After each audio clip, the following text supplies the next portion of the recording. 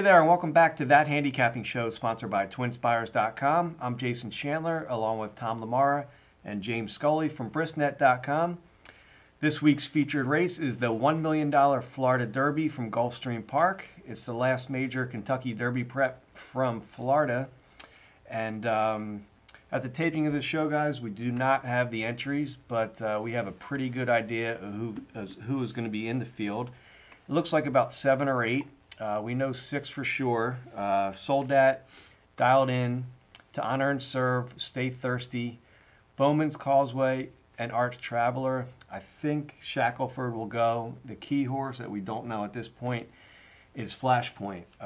They said he's either going here or the Swale. Of course, him being in this race or not being in this race, you know, plays a big part in how it's going to shape up, James. If he goes, he's on the lead, and then everything changes. Right, exactly. And, you know, it makes a difference for Soldat, especially. I mean, Soldat's coming off a wire-to-wire win in the Fountain of Youth. I'm sure his connections would like to see him sit right off the front end, but if Flashpoint's not in there, he might be the pace setter. And he might do exactly what he did in the last 2 races, and that's get a fairly easy lead and trot around the track. And you like him here, Tom, either way? Well, I do. Really like this field, actually. I think, you know, whoever runs well in this race, I think, you know, you could expect them to be a major factor in the Kentucky Derby. Yes, I like Soldat. And, Soldat. Well, real quick, here is a story. Apparently this horse's name is Soldat. One of our colleagues at True Nicks, he and Tap had blogged about the fact that the mare's name is French.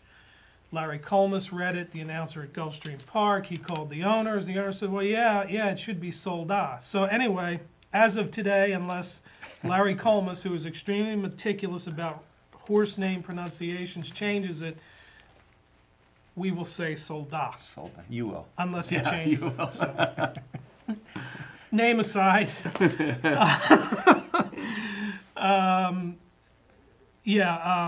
The horse, I think, really is just blossoming. Yes, he did wire the field in his last 2 starts. He did have pressure, though, and was able to pull away. But I think the reason that he was in front really was that nobody else wanted to lead. He has come from off the pace. I think that he can do so.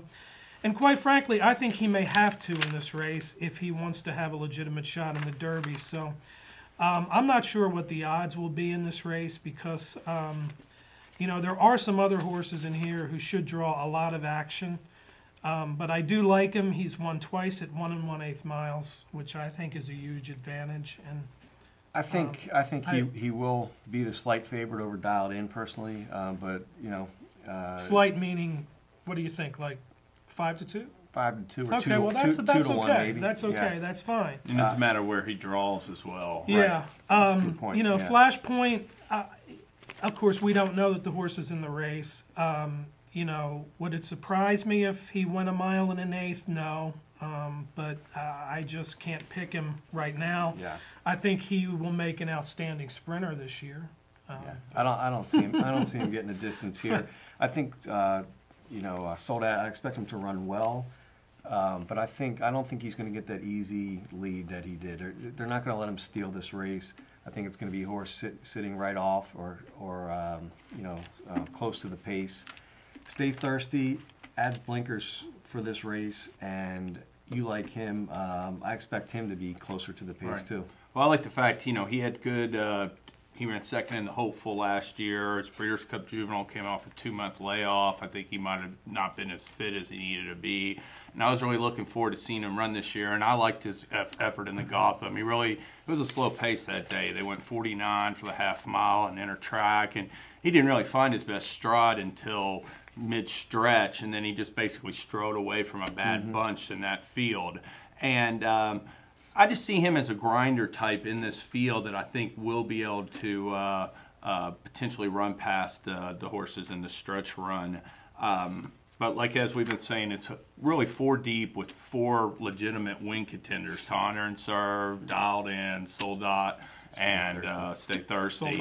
You have 4 of probably the top 8 Derby contenders in this race right now. Right, so. and obviously Dialed In, you know, he faltered last time, but there was no pace. That was just a race just to set him up for the Florida Derby and the Kentucky Derby. And he's got a great work. He worked a bullet last time, finished up 11 seconds flat, so I know Zito's excited. Same thing with Tonner and Serve. He sort of flopped a little bit when he returned in the Fountain of Youth, but it appears Mott's been tightening the screws. He's got a couple real blazing works on that deep track at Payson Park, and he looks set for a strong performance. I will mention one long shot play that intrigued me, and that's Bowman's Causeway. He got a big speed number when he broke his maiden 3-back, a 101 that's very legitimate in this field. Threw him right in the Fountain of Youth. I think he was a little inexperienced, showed he ran 4th.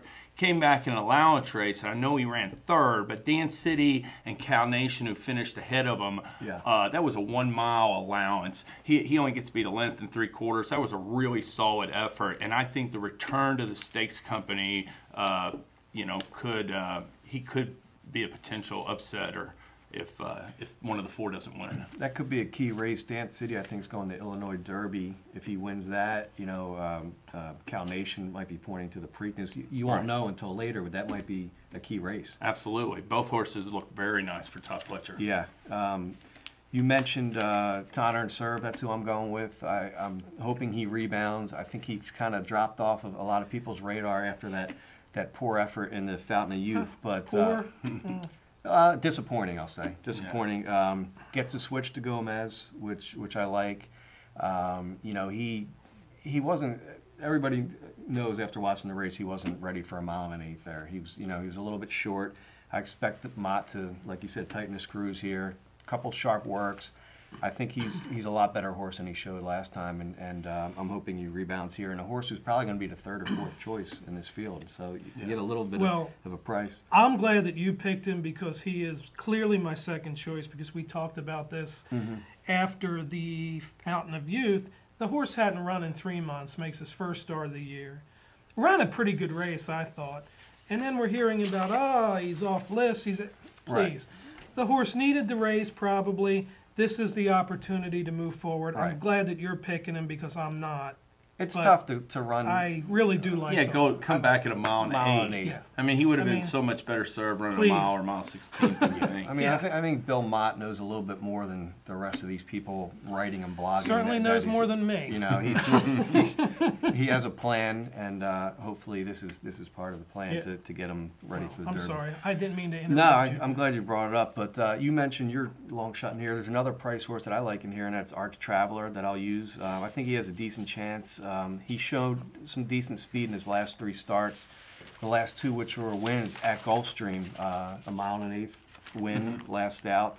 He was able to stretch out. It was a slow time, and Nacho Business, who he beat, did not come back and run well in the Louisiana Derby. So from those 2 angles, you don't like, but it's a big step up in class for him too. But I really like this horse, and I think he can hit the board here at a price. And I'd like to see Jimmy Jerkins do well. Everybody remembers Quality Road. Him losing that horse on the verge of the Derby that year. Sometimes in these hype races, with big horses, you get a horse that isn't so, it kind of flies under the radar. So that's who I'm going to use. None of us like Dialed In, who could go off as a favorite here, and I guess the connections are hoping that Flashpoint does run in this race if you're Dialed In, right? And I think you got to use Dialed In if you're betting exotics. I mean, he's definitely a big-time contender for the board. He's got a little bit of a question though, going 2 turns after that allowance race. Yeah. Okay. I'm not going to use him, but he can come back and bite us. So great race, and this will tell us a lot. For going forward in the Derby. What's going on at Twin Spires, James? We've got 2 promotions I'm going to mention at Twin Spires. The first is Show You're Good. All Twin Spires players, you go 5 for 5 on the show leaderboard this Saturday and or Sunday will earn a share of $1 million in Twin Spires Club points. And the second one is the $25,000 Derby Prep Parlay.